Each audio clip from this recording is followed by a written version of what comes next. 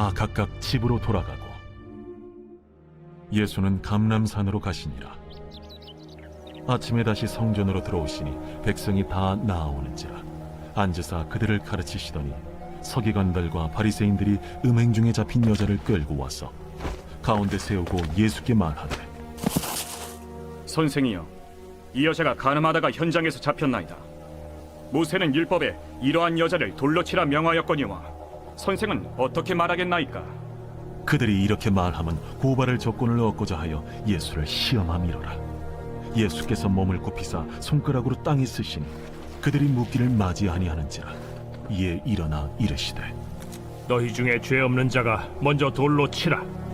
다시 몸을 굽혀 손가락으로 땅에 쓰시니 그들이 이 말씀을 듣고 양심의 가책을 느껴 어른으로 시작하여 젊은이까지 하나씩 나가고 오직 예수와 그 가운데 섰는 여자만 남았더라.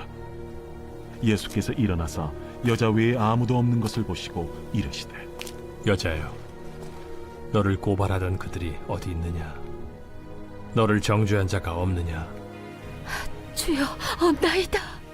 나도 너를 정죄하지 아니하노니 가서 다시는 죄를 범하지 말라. 사랑하는 큰숙강 여러분, 좋은 아침입니다. 네, 1월 24일 매일 말씀 나누도록 하겠습니다. 네, 오늘 본문은 우리가 너무나도 잘 알고 있는 이야기입니다. 어린이 교회 아이들도 다 아는 이야기죠. 잘 아는 이야기지만 날마다 새로운 은혜를 주시는 그 주님을 기대하면서 함께 말씀을 살펴보도록 하겠습니다. 어제 나눴던 사건이 있은 후에 우리는 다 각각 집으로 돌아갔고 또 예수님은 이제 감람산으로 가셨습니다.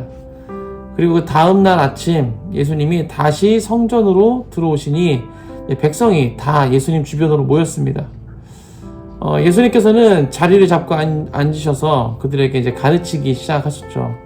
그때 서기관들과 바리새인들이 이제 간음하다가 현장에서 잡힌 그 여인 한 명을 끌고 와서 그 모인 사람들 앞에 세우고 예수님께 이렇게 물었습니다. 이 여인이 간음하다가 현장에서 붙잡혔습니다. 네, 모세는 율법에서 이런 여자들을 돌로 쳐 죽이라고 우리에게 명령하였습니다. 선생님은 뭐라고 말씀하시겠습니까? 네, 딱 봐도 못된 의도가 느껴지는 질문입니다. 서기관들과 바리새인들은 왜 현장에서 잡힌 여인을 성전까지 끌고 와서 예수님께 이러한 질문을 한 것일까요?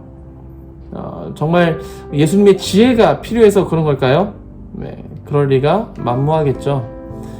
6절에서도 말씀해주고 있듯이 그들이 이렇게 질문한 것은 예수님을 고발할 조건을 얻기 위해서 예수님을 시험한 것이었습니다. 예수님을 걸어 넘어뜨리려는 함정인 것이죠. 그렇다면 이 질문이 왜 함정이 되는 걸까요?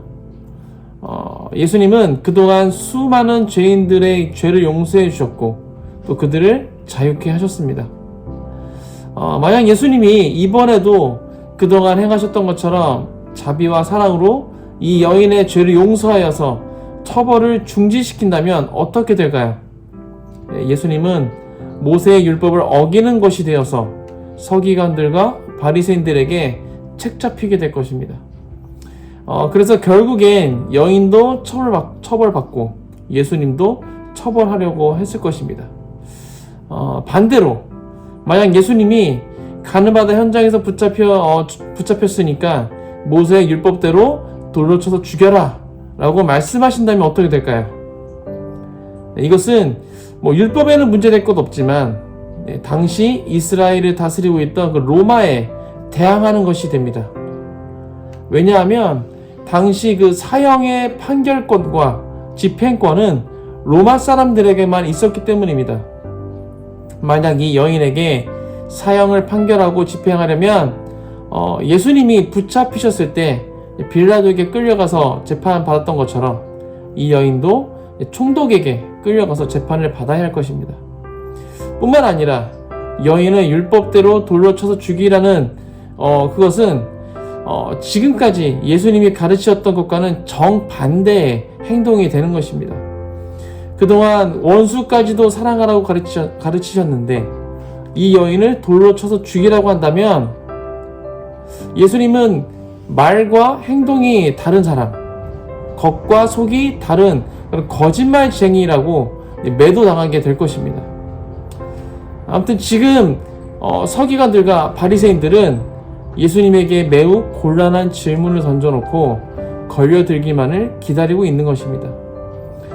이에 대한 예수님의 반응은 정말 아무도 생각하지 못한 반응이었습니다. 예수님은 아무 말씀 안 하시고 몸을 굽혀서 손가락으로 땅에 글을 쓰셨습니다. 그러자 사람들은 계속 물었습니다. 추궁하는 거죠. 예수님이 대답 못하고 있으니까 이제 걸려들었다. 이제 계속해서 대답을 추궁합니다. 그렇게 계속 물으니까 예수님은 이제 몸을 일으키셔서 그들에게 이렇게 말씀하셨습니다. 너희 중에 죄 없는 자가 먼저 돌로 쳐라. 예수님의 이 대답은 여인의 죄를 인정하고 율법대로 처벌하도록 하는 대답이었습니다. 단, 여인을 율법대로 처벌할 수 있는 자의 자격 요건을 제시함으로써 율법의 기준으로 볼 때 스스로 무죄하며 의롭다고 자부할 수 있는 자라야 이 여인을 처벌할 수 있음을 지적하신 것입니다. 이 말씀을 하시고 다시 몸을 굽혀 땅에 글을 쓰셨습니다. 이때 예수님께서 땅에 어떠한 글을 쓰셨는지는 아무도 모릅니다. 학자들마다 여러 가지 견해가 있지만 모두 추측인 것이죠. 어떤 글을 쓰셨건 예수님의 그러한 행동은 너희 중에 죄 없는 자가 먼저 돌로 치라 라는 예수님의 말씀을 들은 그 사람들로 하여금 잠잠히 자신을 돌아보게 하는 시간을 줬을 것입니다. 예수님의 말씀을 들은 사람들은 양심의 가책을 느꼈고 어른으로 시작하여서 젊은이까지 하나 둘씩 떠나갔습니다. 그렇게 다 떠나가고 그곳에는 예수님과 그 여인만 남게 되었습니다. 예수님께서는 일어나셔서 여인 외에 아무도 없는 것을 보시고 여인에게 말씀하셨습니다. 여자여, 너를 고소하던 사람들이 어디 있느냐? 너를 정죄한 자가 없느냐? 예수님의 질문을 듣고 주위에 아무도 없는 것을 확인한 여인은 아무도 없다고 대답했고 예수님께서는 나도 너를 정죄하지 않는다 라고 말씀하시면서 가서 다시는 죄를 짓지 말라 라고 말씀하셨습니다. 여기까지가 오늘 본문 말씀의 내용이었습니다. 어떤 사람이 사람을 두 가지 부류로 나눠서 정의했습니다. 드러난 죄인과 드러나지 않은 죄인. 이게 무슨 말입니까? 사람은 다 죄인인데 현재 법에 의해 처벌을 받고 있는 사람은 드러난 죄인인 것이고 현재 그 법에 의해 처벌받지 않고 있는 사람은 그 죄가 드러나지 않았을 뿐이라는 것입니다. 정확히 맞는 말인 것 같습니다. 우리 인간은 모두가 죄인입니다. 이것에 대해 인정할 수 없다라고 하시는 분 계신가요? 아무도 없을 것입니다. 우리 모두는 하루에도 수십 번씩 죄를 지으며 살아가고 있습니다. 단지 그 죄가 겉으로 드러나지 않았을 뿐이지 거짓말도 많이 하고 누군가를 미워하고 시기하고 질투하며 살아갑니다. 성경에서는 이러한 것들도 다 살인이며 도둑질이라고 말씀하고 있습니다. 그렇게 날마다 죄를 먹으며 살아가고 있는 우리들이지만 예수님께서는 그런 우리들을 향해 노하기를 더디하시며 용서해 주시고 사랑으로 품어주심으로 계속해서 기회를 주고 계십니다. 이렇게 드러나지 않은 죄뿐만 아니라 오늘 본문의 여인처럼 드러나는 죄를 지었고 그 죄 현장에서 붙잡혔다 할지라도 우리 주님은 포기하지 않으시고 끝까지 사랑으로 품어주시며 기회를 주십니다. 이것이 아버지의 사랑이며 예수님의 사랑이 아닐까 싶습니다. 청소년 사역을 하다 보면 인내심의 한계를 느낄 때가 종종 있습니다. 저 스스로 생각할 때 나름 인내심이 있는 사람이라고 생각하는데 한계를 느낄 때가 있다는 것이죠.